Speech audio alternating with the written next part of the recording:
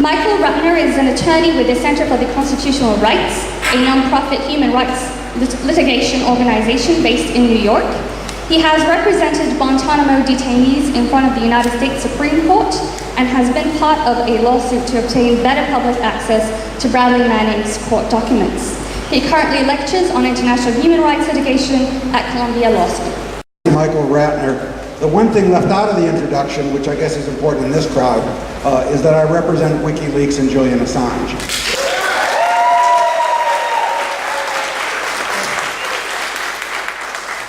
I have on the top of the thing, make sure that Medea doesn't interrupt your talk. Medea. Welcome, Medea. In any case, if we want to think about press and what's going on, we can talk a lot about the revelations that have happened from the secret torture centers in Iran, in Iraq that the U.S. was behind, to the secret war in Yemen, to the collateral murder video. But I want to really echo what Justin is saying, is I go from the embassy in London to Jeremy Hammond's prison cell at MCC in New York, to a courtroom where Bradley Manning is in prison.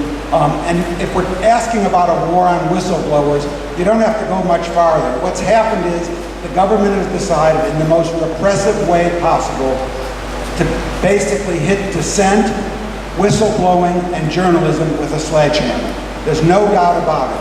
And I think they've decided that because I consider us to be at a critical juncture. And the internet is what has brought us there. There's now a tremendous amount of information available.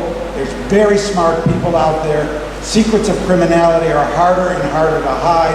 So what the government wants to do is really send a message to all of us, all of the people up here, all of you, everybody in the military, every journalist who has a source, every source. You disclose our secrets and you will be punished with a sledgehammer. And that is what they are doing. And Bradley's case in particular, you know, when I talk about it, I've been a lawyer for 40 years, and I can't believe he pleaded guilty to a charge that can get him 20 years in prison. You would have thought in any reasonable society, any society that had any care at all, that that would have been the end of the matter. But it's not.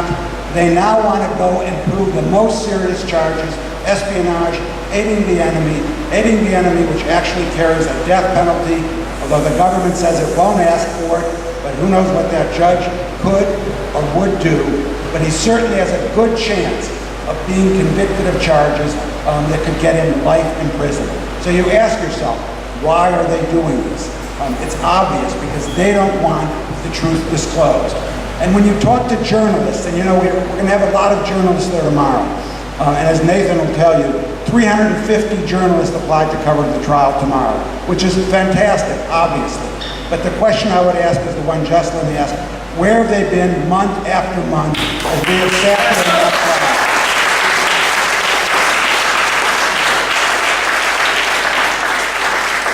Some of the most crucial part of that trial, when Bradley Manning described his torture, one of the hardest days I've ever spent in the courtroom, and I wasn't tortured. I was just crying when I heard Bradley Manning describe it.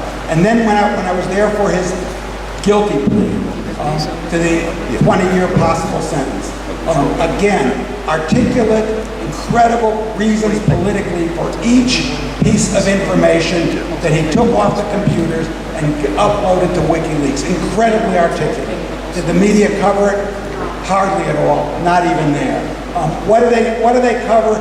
They cover instead Bradley Manning's psychological state, or Julian Assange's psychological state, or what's going on personally for them.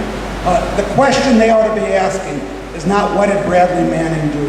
The question we ought to be asking is why aren't they out there saying the U.S. government ought to be held accountable for the crimes of Bradley Manning and Julian Assange.